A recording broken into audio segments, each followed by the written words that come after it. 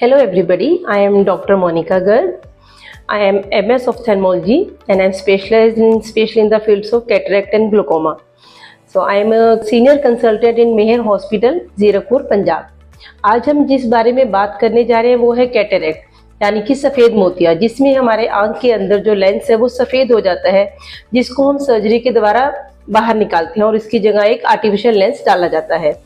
तो जैसे कि हम सबको पता ही है कि कैटरेक्ट जो सर्जरी है वो एक डे केयर सर्जरी है, जिसमें मरीज सेम डे आता है और ऑपरेशन करके चले जाते हैं। तो कई बार बहुत सारे क्वेश्चंस उनके अनआंसर्ड रह जाते हैं, स्पेशली पोस्ट ऑफ केयर के बारे में। तो आज की हमारी इस वीडियो का मेन पर्पज है कि आपको वो सारे क्वेश्चंस को ध्यान में रखते हुए उनका आपके आंसर दिए जा सके।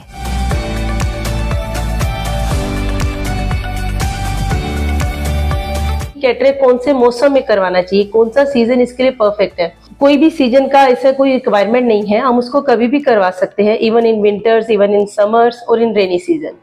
ओनली थिंग इज हम अपने अगर आई की हाइजीन का और क्लीनिंग का प्रॉपर ध्यान रखें तो इसको किसी भी सीजन में करवाया जा सकता है।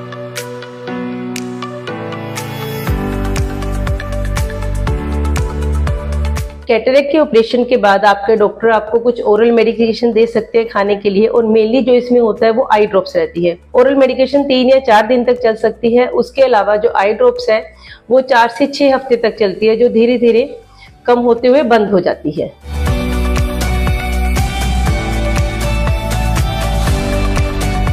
कैटरेक्ट सर्जरी के बाद आंखों को क्लीन करने के 2 मेन तरीके होते हैं। एक तो सबसे जो पुराना तरीका है कि जिसमें हम कॉटन को लेके पानी में उबालते हैं 4 से 5 मिनट तक, उसको ठंडा हो जाने पे उस कॉटन को निचोड़ के उससे आंखों की पलकों को साफ किया जाता है अंदर से बाहर की तरफ।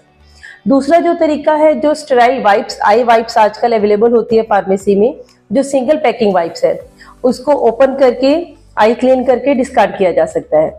इसके अलावा जब रूटीन में हम आई ड्रॉप डालते हैं और जब थोड़ी बहुत आई ड्रॉप जो हमारे गाल पे या चीक्स पे स्पिल हो जाती है, उसको सिंपल ड्राई हैंकरचीफ से क्लीन किया जा सकता है।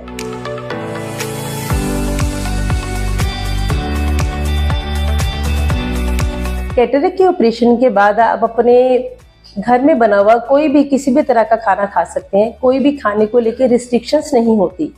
ओनली थिंग इज बहुत ज़्यादा स्पाइसी या बहुत ज़्यादा ऑयली खाना मना करते हैं, जिससे कुछ कफ या कॉन्स्टिपेशन नहीं हो।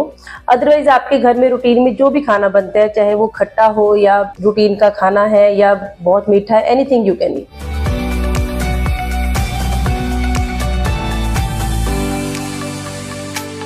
आंख के ऑपरेशन के बाद चश्मा लगेगा कि नहीं, ये आपके टाइप ऑफ लेंस पे डिसाइड करता है जो आपने सेलेक्ट किया है। देखिए आज की डेट में बहुत तरह के लेंस के ऑप्शन अवेलेबल है। जो मेन इसमें रहते हैं एक मोनोफोकल लेंस और एक मल्टीफोकल लेंस। अगर मोनोफोकल लेंस हम डलवाते हैं तो उसके लिए हमें रीडिंग का चश्मा पढ़ने के लिए लगाना पड़ता है, लेकिन अगर हम मल्टीफोकल लेंस में जाते हैं तो काफ़ी हद तक हम डिस्टेंस और रीडिंग दोनों के लिए ही स्पेक्स फ्री हो जाते हैं।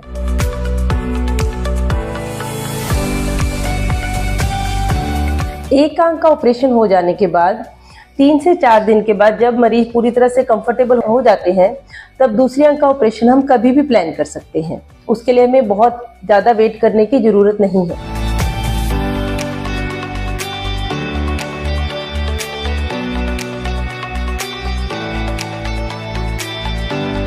आंख के ऑपरेशन से पहले मरीज को उसके ब्लड प्रेशर और ब्लड शुगर को कंट्रोल करने के लिए कहा जाता है। इसका कारण ये है कि जो ब्लड प्रेशर है वो आंख के ऑपरेशन के टाइम पे कुछ दिक्कतें पैदा कर सकता है, तो बीपी कंट्रोल में होना बहुत इंपॉर्टेंट है सर्जरी से पहले। और जो ब्लड शुगर है उसका आंख के पर्दे पे सोजिश आने का रिस्क बढ़ जाता है अगर किसी का ब्लड शुगर कंट्रोल में नहीं है तो। दूसरा, आंख में इन्फेक्शन होने का रिस्क भी बढ़ जाता है।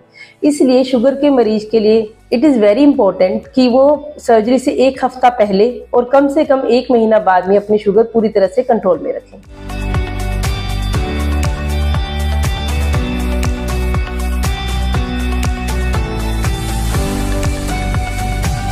कैटरेक्ट सर्जरी के बाद आपको कुछ प्रोटेक्टिव गॉगल्स दिए जाते हैं आंख पे लगाने के लिए। शुरू में 1 या 2 दिन कोशिश कीजिए उसको ज़्यादा से ज़्यादा समय लगा के रखें। रात को सोते टाइम लगाने की ज़रूरत नहीं है।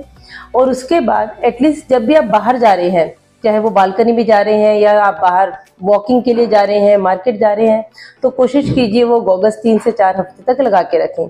जब आप अपने घर के अंदर हैं सपोज आप अपने बेड पे बैठ के टीवी देख रहे हो या कुछ पढ़ रहे हो, उस समय आप गॉगल्स लगाना चाहते हो या नहीं, वो आपकी अपनी चॉइस होती है।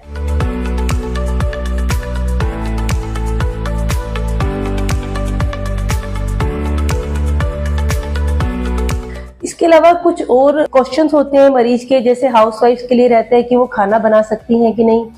तो देखिए 3 से 4 दिन आप कम से कम कोशिश कीजिए थोड़ा रेस्ट करने की। उसके बाद आप अपने कंफर्ट के हिसाब से कोई भी काम कर सकते हैं। अगर आप कंफर्टेबल महसूस करते हैं तो आप घर का कोई भी काम करना, चाहे वो खाना बनाना है, थोड़ी बहुत क्लीनिंग करनी है, वॉशिंग करनी है, वो आप कर सकते हैं।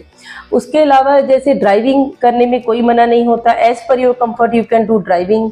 टीवी देखा जा सकता है, मोबाइल देख सकते हैं, अखबार पढ़ सकते हैं। स्विमिंग जाने के लिए ये रहता है कि 3 से 4 हफ्ते अगर आप अवॉइड कर सके तो अच्छा है, उसके बाद अपना स्विमिंग का रूटीन आप कंटिन्यू कर सकते हैं। मैं आशा करती हूँ कि इस वीडियो में आपके ज़्यादा से ज़्यादा जो क्वेश्चंस है वो आंसर कर दिए गए हैं।